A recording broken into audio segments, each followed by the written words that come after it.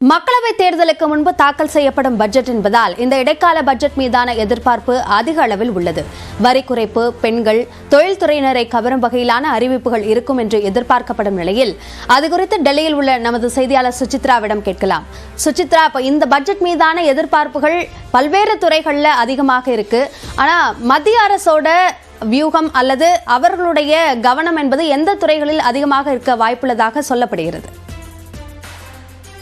அப்படியே மிக முக்கியமாக நாடாளுமன்றத்தினுடைய பொது தேர்தலுக்கு முந்தைய பட்ஜெட் இது என்பதால் மிக ஒரு பல்வேறு தரப்பிலிருந்தும் எதிர்பார்ப்புகள் என்பது கடுமையாகவே உயர்ந்திருக்கிறது. குறிப்பாக மிக முக்கியமாக 4 துறைகள், அதாவது காரணிகள் அடிப்படையில் இந்த பட்ஜெட்டினுடைய அறிவிப்புகள் என்பது இருக்கும் என எதிர்பார்க்கப்படுகிறது. இடைக்கால பட்ஜெட்டாக இருந்தாலும் பெண்கள், விவசாயிகள், ஏழைகள் மற்றும் இளைஞர் நலன் ஆகிய 4 அடிப்படையில் இந்த பட்ஜெட்டில் பல்வேறு அறிவிப்புகள் என்பது வருவதற்கான வாய்ப்புகள் இருப்பதாகவே கூறப்படுகிறது. தேர்தலுக்கு முந்தைய பட்ஜெட் என்பதன் காரணமாகத்தான் இதனுடைய அந்த எதிர்பார்ப்புகள் அதிகரித்துள்ளது என்ற கருத்தையும் நிபுணர்கள் தெரிவித்திருக்கிறார்கள். கடந்த ஆண்டு அம்ரித் காலுடைய வருடமாக, அதாவது அடுத்த 25 ஆண்டுகளுக்கான ஒரு பொருளாதார வளர்ச்சி நிர்ணயமாக செய்யப்பட்டு 2வதாக தாக்கல் செய்யப்படும் பட்ஜெட்டாக இது கருதப்படுகிறது. மேலும் நிர்மலா சீதாராமன், மத்திய அமைச்சருடைய நிர்மலா சீதாராமன் 6வது பட்ஜெட்டாகவும் மிக முக்கியமான பட்ஜெட்டாக இது பார்க்கப்படுகிறது. இடைக்கால பட்ஜெட்டாக இருந்தாலும் குறிப்பாக டாக்ஸ் பிரிவுகளின் கீழ் பல்வேறு அறிவிப்புகள் இந்த முறை வெளியாவதற்கான வாய்ப்புகள் இருப்பதாகவே பார்க்கப்படுகிறது. கடந்த ஆண்டு கொண்டு வரப்பட்ட புது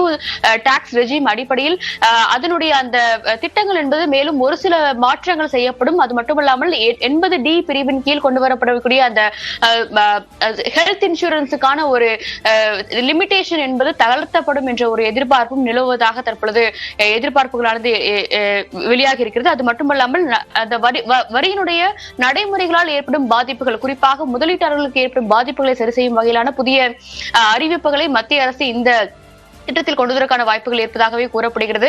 நடுத்தர மற்றும் ஏழை மக்கள் உள்ளிட்டவர்களுக்கான வளர்ச்சிக்கான ஒரு ஹவுசிங் ஸ்கீமினுடைய அந்த ஒரு இன்ட்ரெஸ்ட் ரேட் மீதான அந்த வட்டி மற்றும் அதனுடைய சார்ந்த அறிவிப்புகள் என்பது இந்த ஒரு பட்ஜெட்டில் வெளியாகும் என்ற ஒரு எதிர்பார்ப்பும் தற்பொழுது நிலவி வருகிறது. மிக முக்கியமாக ஏற்கனவே கூறியது போல பெண்கள், இளைஞர், ஏழைகள் மற்றும் விவசாயிகளுக்கான ஒரு பட்ஜெட்டாக இது இருக்கும் என்ற ஒரு கருத்து தான் மத்திய அரசாங்கமும் தற்பொழுது தெரிவித்திருக்கிறது. இன்னும் ஒரு சில மாதங்களில் தேர்தலானது நடைபெற உள்ள நிலையில் அதற்கேற்ற போல, அதாவது சில மாதங்கள் ஏற்பட உள்ள அந்த நிதி சூழல்கள் மற்றும் பொருளாதார சரிவுகளில் இருந்து மீள்வதற்கான ஒரு பட்ஜெட்டாக இது இருக்கும். அதன் பிறகு முழு வீச்சிலான ஒரு பட்ஜெட் என்பது தேர்தலுக்கு பிறகு தாக்கல் செய்யப்படும் என்ற ஒரு கருத்தை தான் மத்திய நிதி அமைச்சகத்தினுடைய அதிகாரிகளும் தெரிவித்திருக்கிறார்கள். பெரும்பாலான ஒரு தொழில்துறையினருக்கான ஒரு எதிர்பார்ப்பு என்ற பட்சத்தில் ஜிஎஸ்டியினுடைய மாற்றங்கள், ஒரு சில டாக்ஸ் ஆனது மாற்றம் செய்யப்பட வேண்டும், ஸ்லாபுகளில் சற்று தளர்வு கொண்டு வர வேண்டும் என்ற ஒரு கோரிக்கையும் அவர்கள் பல்வேறு தரப்பினரும் மத்திய அரசுடனான ஒரு ஆலோசனையின் பொழுது முன்வைத்திருந்தார்கள். அதற்கேற்றது போல ஒரு சில அறிவிப்புகள்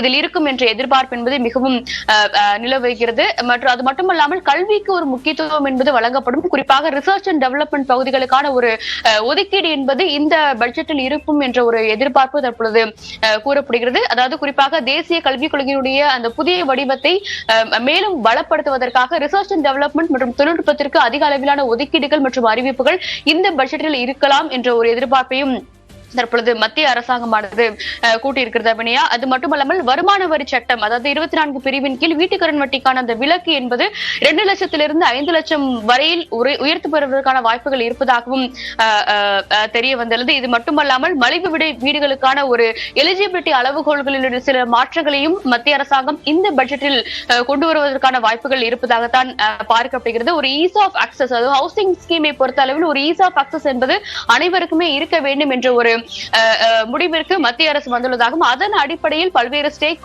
ஹோல்டர்ஸிடம் நடத்தப்பட்ட அந்த ஒரு ஆலோசனைக்கு பிறகு இந்த ஒரு முடிவு என்பது எடுக்கப்பட்டுள்ளது என்ற ஒரு தகவலும் தற்பொழுது கிடைக்கப்பட்டுள்ளது. அபிநயா, சில மாதங்களில் நாடாளுமன்ற தேர்தலை எதிர்நோக்கி இருக்கக்கூடிய நிலையில் இந்த பட்ஜெட்டில் எதிர்பார்ப்பு என்பது அதிகமாக இருக்கிறது. மத்திய அரசு என்ன அறிவிக்கப் போகிறது என்பதை பொறுத்திருந்து பார்ப்போம். விரிவான விவரங்களுக்கு நன்றி சுசித்ரா.